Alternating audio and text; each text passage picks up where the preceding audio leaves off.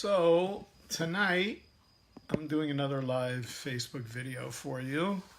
But tonight I'm taking a break from klezmer, so you're seeing me on screen tonight in my new place in Tzfat. And we've been talking about the month of Elul. We talked the other day about Achor and Achor being back to back, and the beginning of Elul and then becoming Panim el Panim at the end of Elul. And I talked a little bit more last night about freedom, about Chofesh and Cherut. Tonight I want to talk about the idea of sensitivity of creation. There's a story about Rabbi Yosef Yitzhak, and when he was a little boy, he was walking along with his father, and he happened to grab a leaf off of a tree and started rubbing it in his hands together, and his father rebuked him, and his father said to him, why would you take that leaf from that tree? I mean, what did that tree do to you, basically? So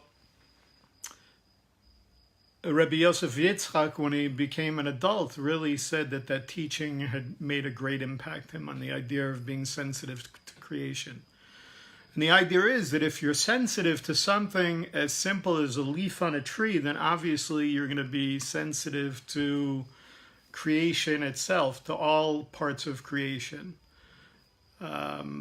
It's said that the Torah, that the world stands upon three pillars.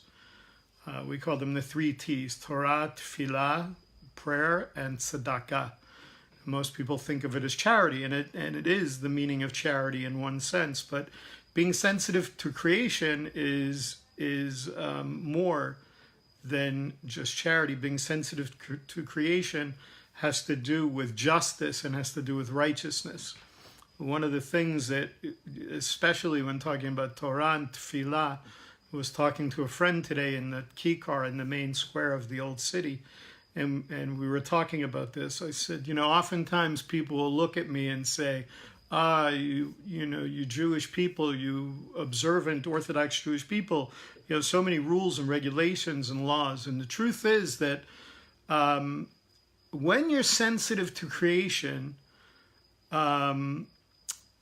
you look at things differently. What do I mean by that? Well, most of us grew up in a I want it now generation, fast food and, drive through everything and being able to get things when you want it now. And that relates to food as well. When you're hungry, you want to eat and you want to put something in your mouth right away, but the Torah says no. The Torah says first say a bracha, first say a blessing. The idea about that is that you can think of it one way or the other. Certainly there are people that do this by rote, and it's a mechanical form of what I would call a mechanical form of Judaism. What I like to think of is the idea that when you're sensitive to creation and every bit of creation, let's say you're eating an apple and you're saying the bracha and the borei pri ha'etz, thanking Hashem for the creation, for bringing forth this fruit for you.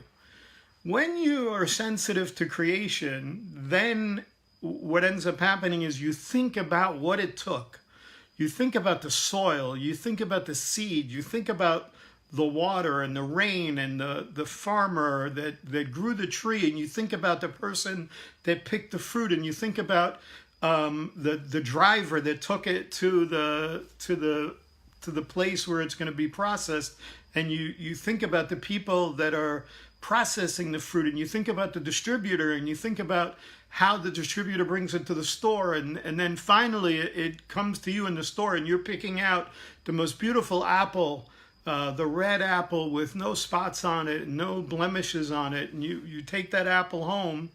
When you're sensitive to creation, recognizing that just like the leaf on a tree, that every single thing comes from Hashem, that every single part of creation comes from Hashem.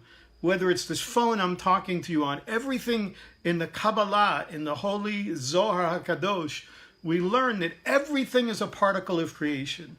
so that the next time that you sit down, don't do things mechanically. During the month of Elul, have this sensitivity to creation. Don't do things in a mechanical way, but take the time so that when you have a person that thinks that you're doing things just simply because you're commanded to, or because you have so many rules and regulations, instead, you can say to them, no. When I take that apple, when I think, and I have the sensitivity of creation, I have the sensitivity of tzedakah, of righteousness, of justice in the world, and I think about everything that took for that apple to come to my plate, and I lift that apple up, and I say, Borei Pri Ha'etz, and I say that bracha. What I've taken is, I've taken something from the mundane world, and I sanctified it, and I raise it up into holiness. And when you explain it to people that way, they have a completely different understanding about why we say the brachot, why we say a blessing over that apple, or that grape, or that olive, or whatever it is. But I'm talking about not just having a sensitivity to food, I'm talking about a sensitivity to everything. I often think about on Shabbat when there's a bug walking through the house, and you say to yourself, oh, I can't kill the bug because it's Shabbat. No, we shouldn't even think about killing that bug on another day, unless we're talking about something that's dangerous. And then even so, there's a way that you can try to move it out of the house. Use a broom, use a piece of cardboard, something. Move it out of the house to a less dangerous part, because everything is a particle of creation. Everything flows from above, from the upper worlds. So I just want to leave you with that tonight. As I rest from my 2 days of klezmer.